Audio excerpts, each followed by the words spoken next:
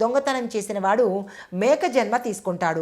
దారులు కొట్టి దోచుకోవడము, వేటగాడుగా ఉండడము, ఒకరి సొమ్మును అపహరించడము, ఇలాంటి వాడు కటిక పేదవాడి ఇంట మేక జన్మ ఎత్తుతాడు.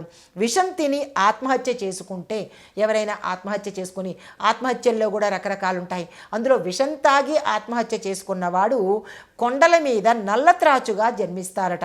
యథేచ్ఛగా వ్యభిచారం చేసేవాళ్ళు, అంటే ఇల్లీగల్గాను డేటింగ్లు ఇలాంటివన్నమాట. ఈ భాషలో చెప్పాలి, తెలియజేయాలి అంటే కనుక ఇల్లీగల్ కాంటాక్ట్స్ పెట్టుకోవడము, ఎవరితో పడితే వాళ్ళతో వ్యభిచరించడము, ఇలాంటి పనులు చేసేవాడు అడవిలో ఏనుగుగా జన్మ తీసుకుంటాడు. గాయత్రీ జపము, సంధ్యావందనము ఈ రెండు చెయ్యనివాడు కొంగగా జన్మిస్తాడు. తరువాత గురువుని అవమానించేవాడు నీరు దొరకని అడవిలో బ్రహ్మరాక్షసుడిగా పుడతాడు. బ్రాహ్మణులకు దానాలు ఇవ్వని వాడు, లేదా పిలిచి కూడా ఏమీ ఇవ్వనివాడు, ఆశ పెట్టి మాట తప్పినవాడు అడవిలో నక్కగా జన్మిస్తాడు. మిత్రద్రోహి పర్వతం మీద గ్రద్దగా జన్మిస్తాడు.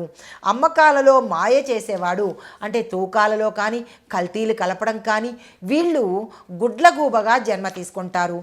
ఆచారాలను నిరసించడం కానీ ఆచరించకపోవడం కానీ చేసినవాడు అడవిలో పావురంగా జన్మిస్తాడు. తల్లిదండ్రులను, గురువులను, సోదరీలను ద్వేషించడం చేసిన వాళ్ళు గర్భంలోనే అనేక సార్లు మరణిస్తూ ఉంటారు. ఇప్పుడు చాలా చూస్తూ ఉంటాం కదా, కడుపులోనే బిడ్డ మరణించాడు అని చెప్తూ ఉంటారు డాక్టర్లు. అంటే వాడు గతంలో తల్లిదండ్రులను, గురువులను, అక్క చెల్లెళ్లను, అన్నదమ్ములను ద్వేషించిన వాడై ఉంటే కనుక తల్లి గర్భంలోనే చనిపోయినట్టు ఉంటాడు.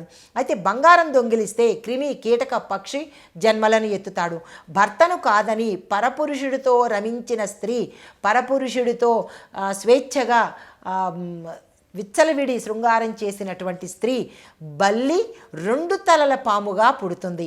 అయితే తాపస స్త్రీతో క్రీడించేవాడు, అంటే భార్య ఉండగా వదిలించుకుని స్త్రీతో, నీచ కుల స్త్రీ కానీ పరస్త్రీతో కానీ పరస్త్రీలతో కానీ వ్యభిచారం చేసేవాడు మరుభూమిలో పిశాచ జన్మ ఎత్తుతాడు.